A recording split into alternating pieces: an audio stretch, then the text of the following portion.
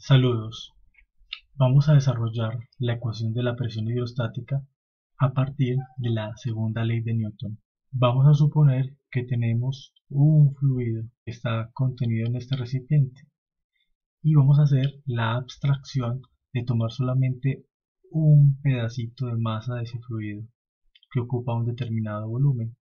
O sea que vamos a hablar de un diferencial de masa asociado a un diferencial de volumen. Vamos a analizar, utilizando la segunda ley de Newton, cuáles son las fuerzas que actúan sobre ese diferencial de masa. Una de las fuerzas que actúa sobre este pedacito de fluido es el peso.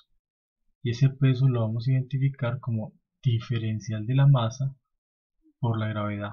Sobre este objeto se está ejerciendo una presión en la cara superior y en la cara inferior. Eso lleva a que sobre estas superficies se estén aplicando una fuerza. La fuerza que se aplica a la cara inferior, al área inferior, va a ser igual a la presión que está sobre esta superficie, sobre todo a este nivel, por el área.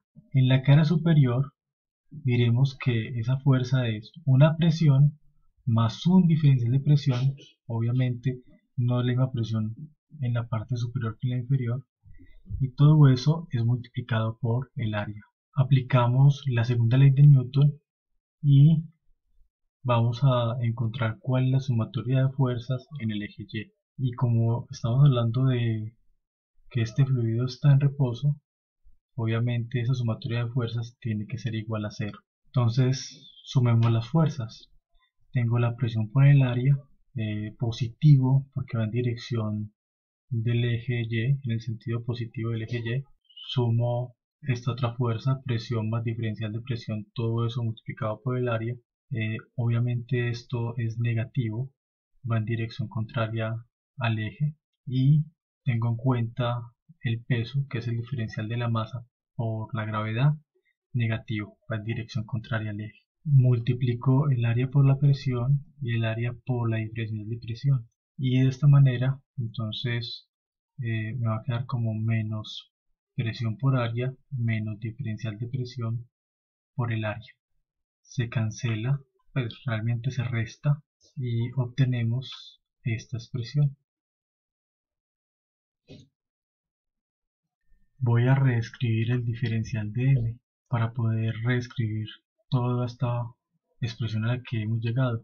Para hacerlo, entonces voy a dibujar acá el pedacito de masa, y entonces tenemos que esta superficie tiene un área A y que la alturita es diferencial de Y. Entonces el diferencial de volumen va a ser igual al área por el diferencial de altura. Sabemos que el diferencial de masa es igual a la densidad por el diferencial de volumen, y al reemplazar el diferencial de volumen obtenemos que el diferencial de masa es igual a la densidad por el área por diferencial de la altura. Al reemplazar el diferencial de m obtenemos esta expresión donde podemos cancelar el área. Reescribo la ecuación y me queda que el diferencial de presión es igual a menos la densidad por la gravedad por el diferencial de altura.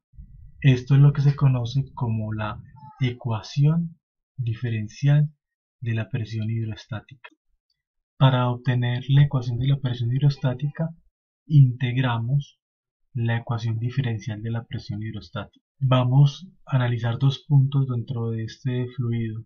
El primer punto se encuentra a una altura y1 y el segundo punto se encuentra a una altura y2. Al integrar el diferencial de la presión y el diferencial de y, vamos a decir que en el punto 1 tenemos una altura y1 con una presión sub 1, y en el punto 2 tenemos una posición y2, una altura y2, donde tenemos una presión sub 2. La integral del diferencial de presión es igual a la presión que evaluada entre un punto 1 y un punto 2, entonces me queda presión 2 menos presión 1. El integral del diferencial de Y es igual a Y, evaluado de Y sub 1 a Y sub 2, me queda Y sub 2 menos Y sub 1. Esa diferencia Y sub 2 menos Y sub 1 le vamos a dar un nombre y vamos a decir que esa diferencia se va a llamar. Reescribamos toda esta expresión despejando la presión 1 y nos va a quedar que la presión 1 es igual a presión 2 más la densidad por la gravedad por la altura. De esta manera obtenemos la ecuación de la presión hidrostática. En el caso en que en el punto 2 la presión sea la presión atmosférica, ese P sub 2 se puede reemplazar por P sub 0, o sea, por la presión atmosférica. Muchas gracias.